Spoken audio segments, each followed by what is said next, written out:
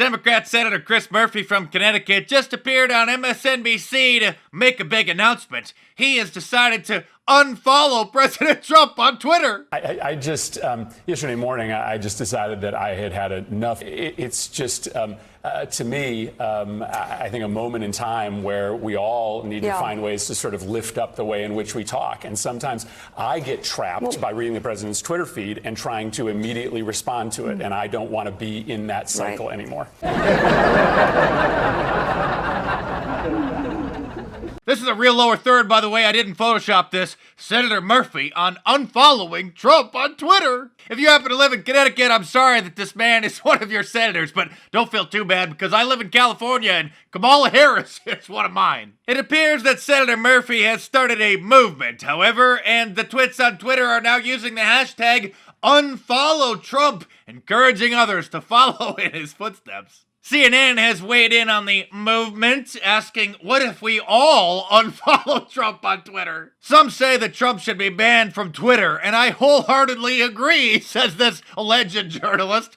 But sadly, that is unlikely, especially since Twitter views Trump differently than its millions of regular users. Blocking a world leader from Twitter or removing their controversial tweets would hide important information people should be able to see and debate, Twitter stated in a blog post last year. But here's the thing, we don't have to read him. We don't have to endlessly scroll to see the latest rhetoric he's spewing on any given day. Imagine if we all unfollowed Trump on Twitter, what would happen? That's the call to action coming from Connecticut Senator Chris Murphy.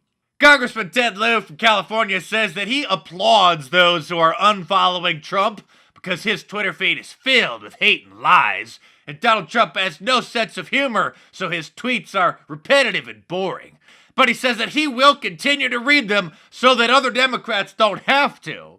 Hey Ted, have you been watching my YouTube channel again? That's my line. I watch CNN so that others don't have to. On the flip side, model Chrissy Teigen was blocked by President Trump last year and told Vogue magazine that gave her anxiety because she couldn't see what he was tweeting. So some liberals can't go on reading his tweets while others can't go on not reading them because these people are crazy. President Trump's really been upping his Twitter game lately, posting a lot more videos and showing people love with retweets, and his use of the platform is as revolutionary, if not more so, than President Roosevelt's use of radio back in the 1930s with his fireside chats. Before that, in order for the American people to hear directly from the president, they would have had to have been personally in attendance at one of his events.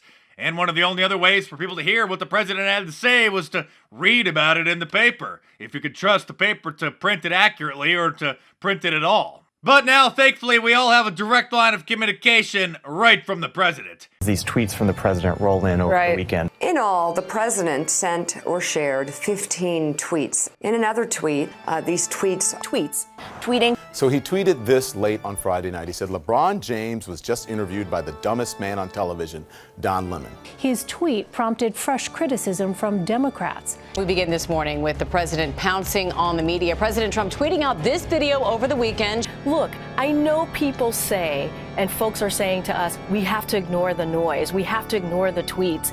We cannot turn away. And speaking of his Twitter feed, he just tweeted out about how the state of California is trying to meddle in the 2020 election by passing a law in order to remove his name from the ballot if he doesn't release his taxes, which, as he points out in his tweet, violates the rights of the Republican Party or any party to choose its leader under the free speech clause under the 14th Amendment. The Democrats are trying to pull every dirty trick in the book, hoping to get President Trump out of office, so it's up to us to alert the American people as to what's really going on. And if you want to help spread the word and support my channel, head on over to markdice.com or click the link in the description below and get one of my awesome shirts, like the Ronald Reagan Donald Trump shirt, the Abraham Lincoln Trump shirt, or any of my awesome designs, all available in a t-shirt, long sleeve, and a hoodie, and a whole bunch of different colors as well. So head on over to markdice.com or click the link in the description below and check them out.